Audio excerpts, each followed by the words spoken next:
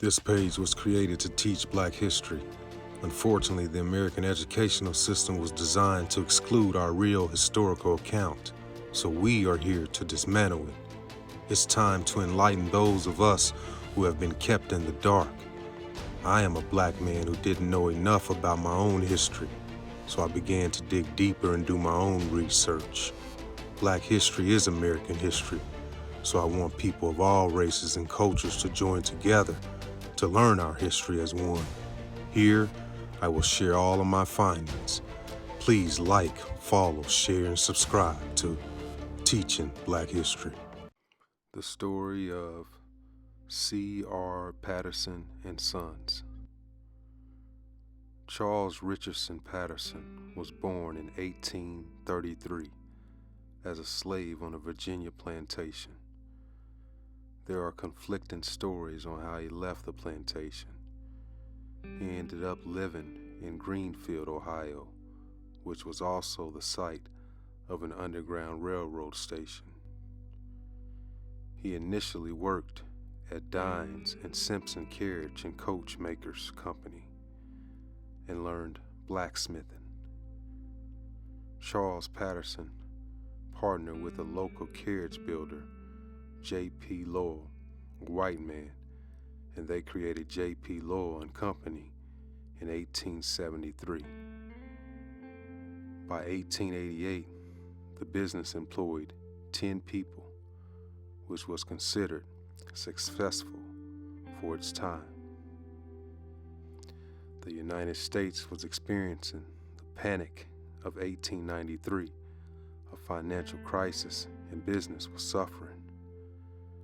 As a result, in 1893, the company was renamed as C.R. Patterson and Son, and company after Patterson bought Lowell's shares, and to mark the inclusion of his son Samuel to the business.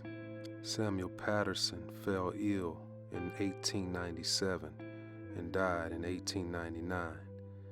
His eldest son, Frederick Douglass Patterson, moved home to help with the business. By 1900, the company was producing 28 different horse-drawn carriage styles, including buggies, backboards, surreys, and the popular doctor's buggy. They had 50 employees and were able to manufacture approximately 500 horse-drawn carriages a year. After Charles Patterson's death in 1910, his son Frederick took over the carriage business and decided they needed to get into the Patterson horseless carriage business. On September 23, 1915, the first C.R. Patterson and Sons automobile was assembled, a two-door coupe. The first cars were sold for $685. It is estimated they build somewhere between 30 and 150 vehicles, and none are known to have survived to present day. In 1918, C.R. Patterson and Sons halted their auto production and concentrated once again on the repair side of the business. By the 1920s, they started focusing on building and designing truck and bus bodies, which were fitted to chassis made by other manufacturers. The company was renamed Greenfield Bus Body Company.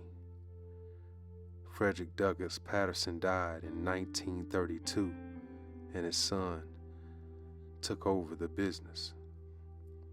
Most of the bus bodies were purchased by school boards in southern Ohio, West Virginia, and Kentucky, as well as Ohio Transit Company, and used in Cincinnati and Cleveland.